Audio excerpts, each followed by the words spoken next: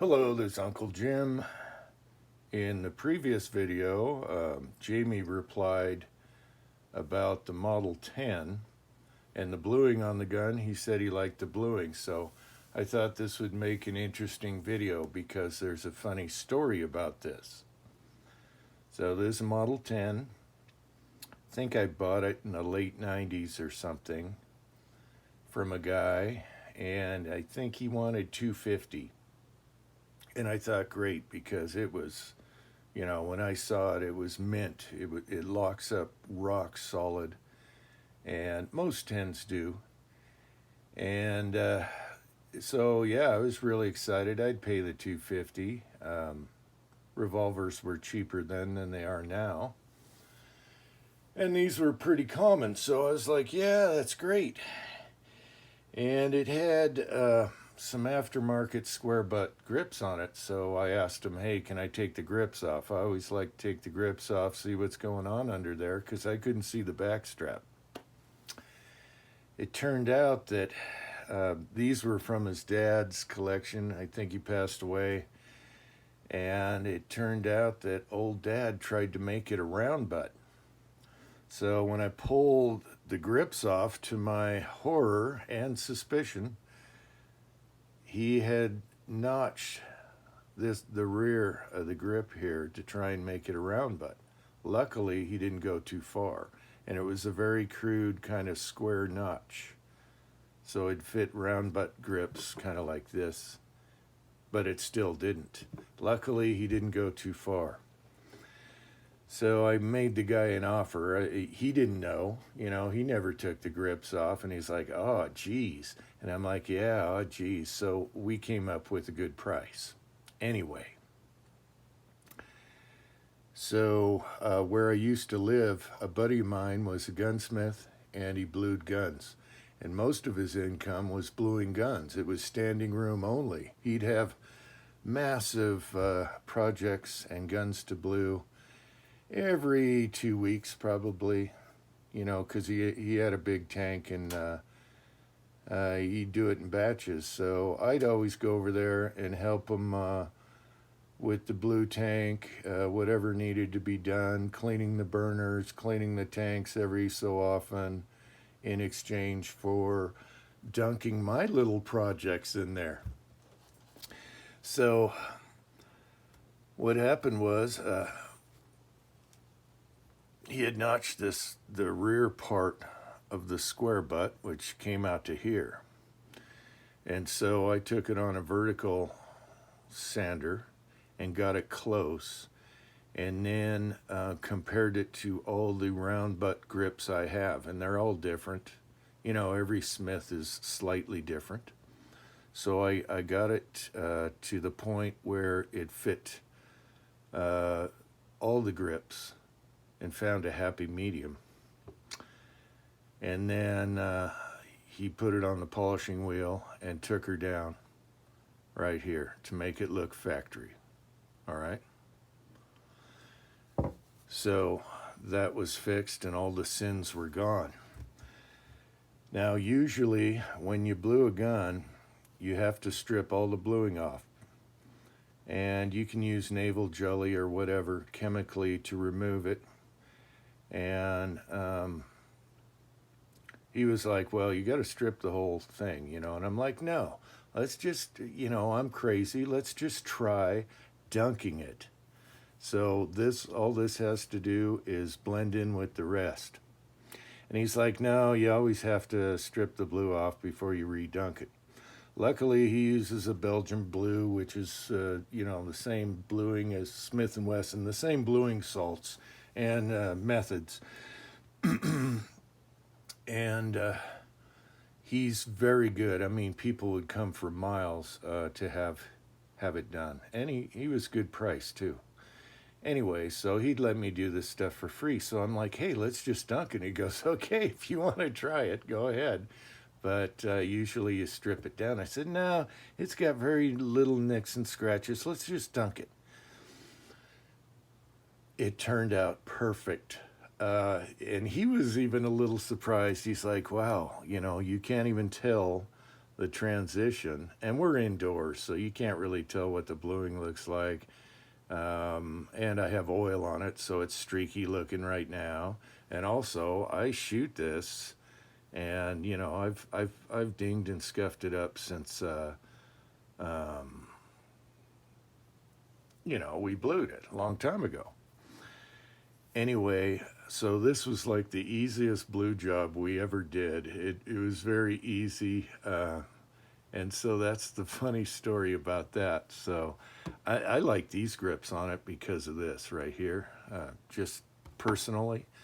Here's a beater set just to show you. Here's a beater set of round butt grips. I should dig through and find some others, but these need refinishing. Anyway, I'll show you that it is a perfect round butt now, and no one would ever know. Okay? So there's the story on that. Now, as far as bluing goes, I have the serial number covered here. Let me try and get these grips off. Bluing is an art. I mean, anyone can dunk something, but you need the right salts, you need the right tank, and the right methods. And he was a master. I mean, he could fix anything, he could blue anything. People had expensive, oh man, I've seen some expensive guns there that he made look brand new again. And so the rest of the gun didn't need it, and it actually worked out. So there's the story on that. And since he uses the same methods in bluing that Smith does, it just all turned out perfect. So in bluing, the biggest thing in bluing is polishing. You need the right polishing wheels that the factories use in the compounds, and it is a master craft. It takes years of experience to do it right. And doing a revolver is a pain in the butt, because you got all these little ends, you know, tight spots, and also just keeping your marks and your lettering perfect without knowing it was reblued is an art in itself. And I didn't want to risk that, so that's what happened here. And maybe I'll show you my Model 39 Marlin lever action that we did. That one was all beat up, and it looks good now. So that's the story on that. Now, I could have wiped it down better so you could see, or take it outside, but I think you guys get the idea, okay? And you'll notice the top is matte, like the factory. So that's glass beaded and taped off, and then the rest is blued. So that's how we did that one. My neighbor was awesome, and you know, I'd help him, and he'd let me play with. I blued so many guns in his tank and restored some. I had so many beater projects. He's like, really? And there's another funny story. His brother-in-law wanted a ranch and some other stuff blued, and he had it wiggling, you know, dunked in the tank next to one of my guns, and I was freaking out, and he was laughing, you know, it'll be fine. So anyway, there's a story on that, and you'd never know. It's the same bluing all the way through. And saved by Billy Bob. All right, so maybe I'll show you the Model 39. All right, so here's my Model 39. It was beat up. It was a hunting gun. I redid the wood, got the dings out. And again, the fluorescent lights kill the bluing. You can't really tell the real color indoors. And it looks pretty much new again.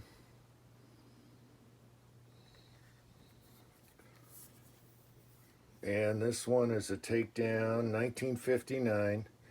It shoots shorts, regular, and long rifle. And that's another one that got saved. Otherwise, it would just be a beater truck gun. That's what it looked like before we blued it. And he got the right kind of a satin finish on it. Hang on, got to put the gun down. Okay, here's a Norinco I did in his tank. Satin on the sides is a carry, and then all matte, bead blasted. Then I stippled the front strap with an air hammer. Okay, and then put on the modern bits. And this is kind of a carry melt model with the carry sights. All right, so that was done in this tank.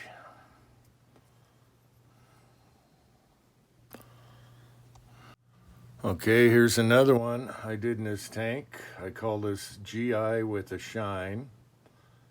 Another Norinco. And let me cover the serial number here. GI with a shine. Okay, so I put Colt grips on it. Just to piss off Colt, because Colt did not want these guns in the country.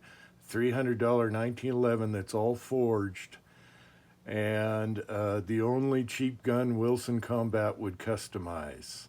So GI with the shine. And again, the lighting and oil streaks, it's hard to do it indoors. All right. Anyway, there's a lot of skill involved, and it takes a ton of experience that you guys might not realize when it comes to prepping a gun for blue.